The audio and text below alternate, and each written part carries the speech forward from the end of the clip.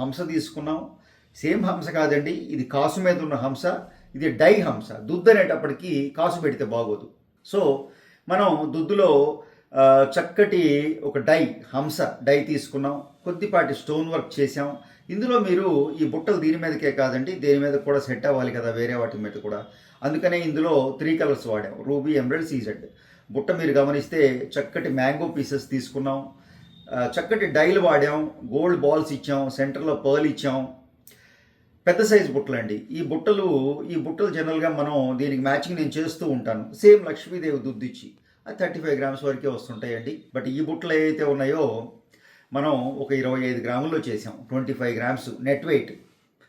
చక్కగా హంస తీసుకున్నాం, కింద మ్యాంగోలు, చక్కటి బ్యూటిఫుల్ తీగల లాంటి డైస్ తీసుకున్నాం, గోల్డ్ బాల్స్ ఇచ్చాం.